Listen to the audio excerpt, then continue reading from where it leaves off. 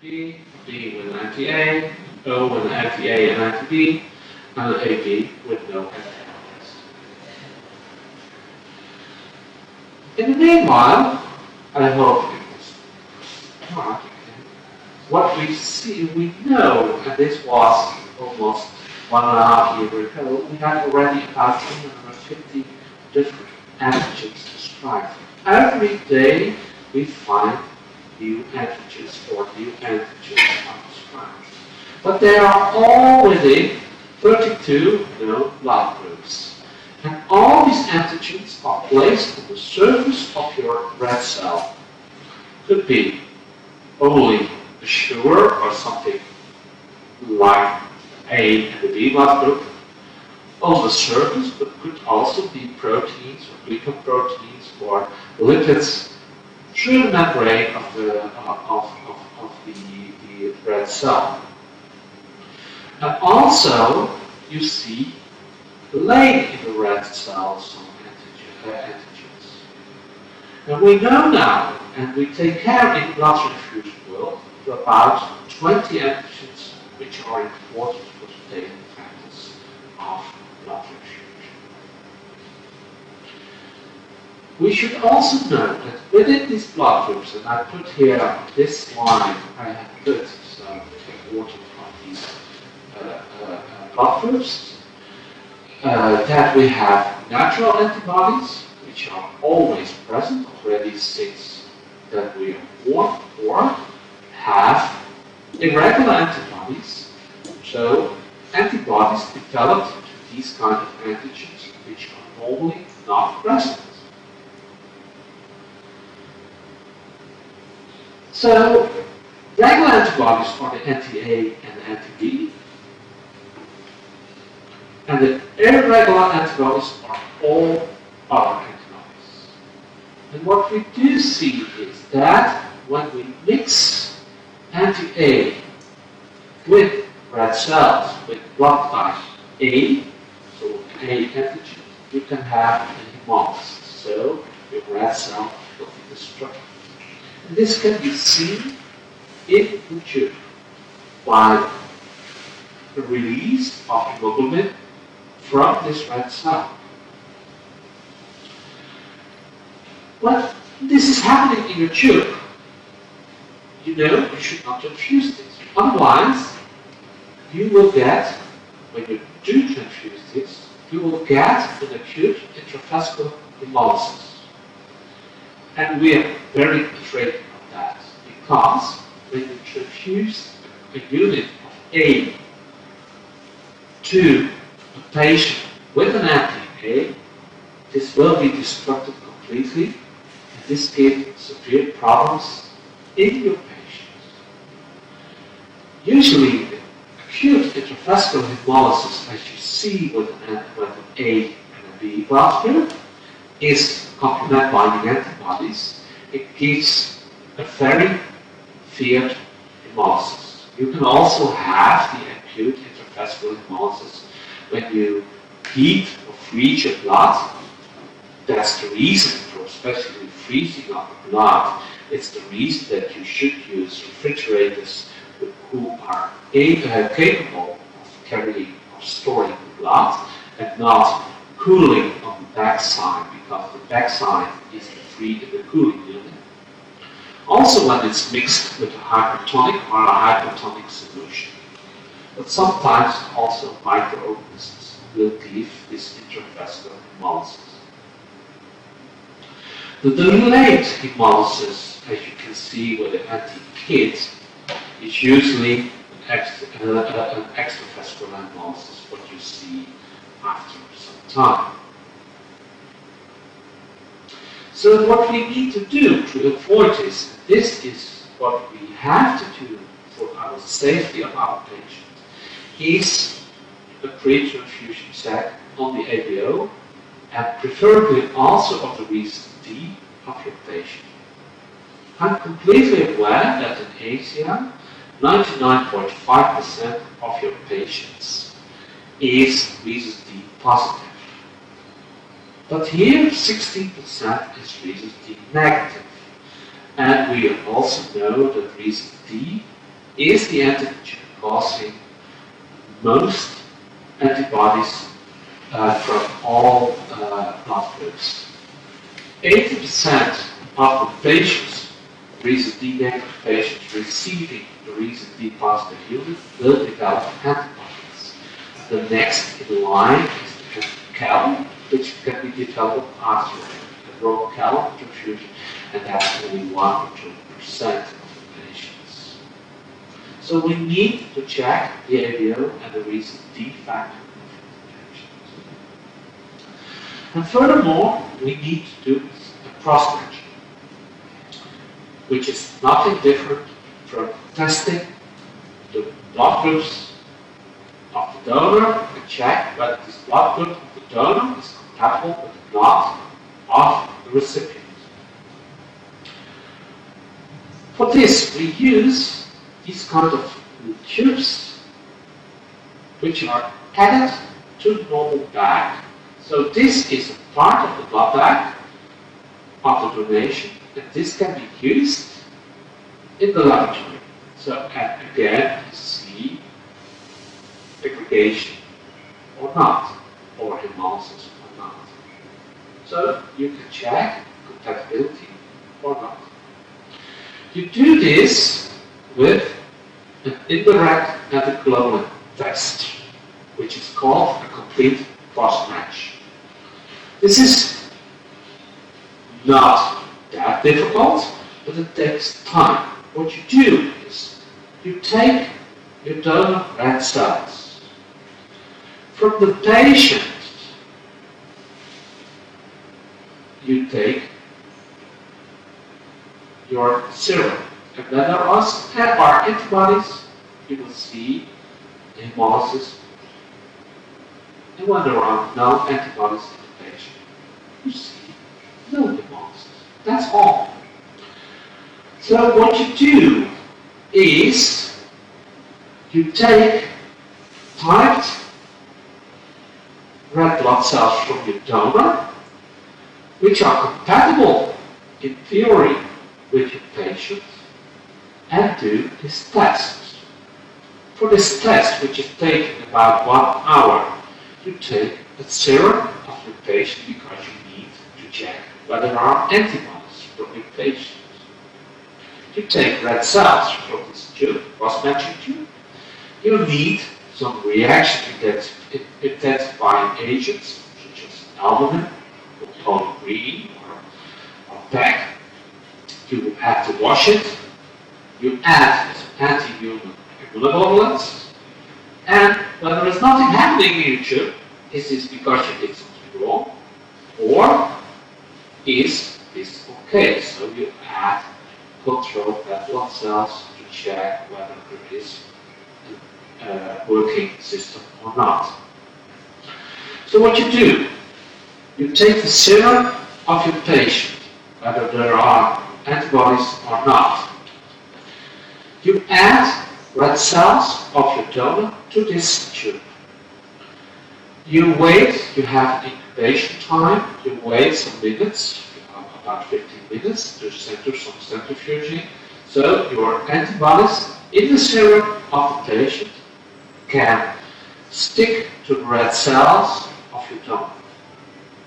Then you add anti-human IgGs who can bind to the IgGs in the serum of the patient. So and they stick together, and then you see the clotting. This is taking some time.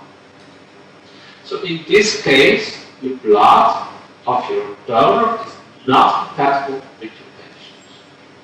This also can be done in these kinds of cards. Another thing is how to check, do a pre-transfusion check is a time and screen method. In this, you check the blood group of your patient. You check the blood group of your donor. This can be a computer check electronically when you rely on the blood bank, or you can do it for yourself. Then you do a kind of cross-matching, which is called immediate spin cross-matching, which is taken only for very few minutes. This immediate and then, but this can only be done when you do screen your patient for irregular antibodies. So it must be a check prior to that. This immediate cross-spin match, the short cross match, also called the solve saline cross match, is only taking 5 to 10 minutes, which is only a method designed to detect ABO incompatibilities between the red cells of the donor and the recipient. So what you need to do for the screening of the irregular antibodies, this can be done sometime prior to the transfusion. So when you need to operate, to have an operation for your patient, you know already that this is within 2 weeks. You can do this screening for irregular antibodies. You need at least, preferably 3 or at least 2 different red blood cells from completely tight donors, which is usually in a complete pattern. Then you need on these donors all relevant antigens. And this is usually described in all kinds of guidelines, so big and small C's, the big and small E's, the D factor, the Solano, the Duffy A, the Duffy B, the Kit A, the Kit B, the M, and the 2 S's. The Cal also, but a homozygous Cal is very rare, so it's heterozygous.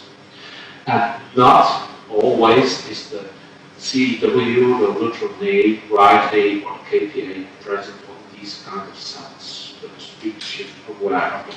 Usually we are KPA negative, so there's no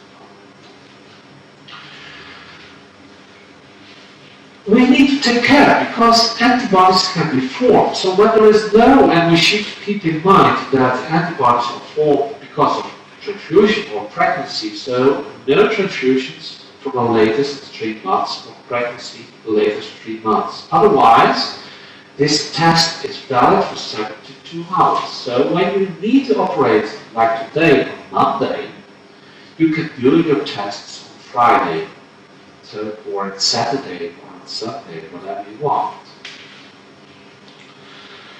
So when you find antibodies in your patient, especially when these are clinical relevant, you should check your donor. So only donor red blood cells should be chosen which are negative for the antigens and for the antibodies against red blood cells present in the serum of the patient. This kind of results you will see sometimes when there is antibodies present. So, what could be the role of the blood transfusion service when there are antibodies? So, you need some time to let donors come in. So, when you have sufficient blood present and anti-D, it's very difficult to find for you raising D negative donors. So, sometimes you need to ask our blood transfusion services. Or when there is an antibody and you can't find any donors, you need to take autologous blood.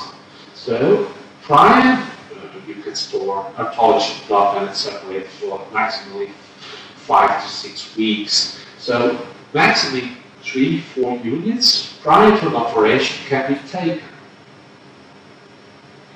So you need a very large group of donors be tight.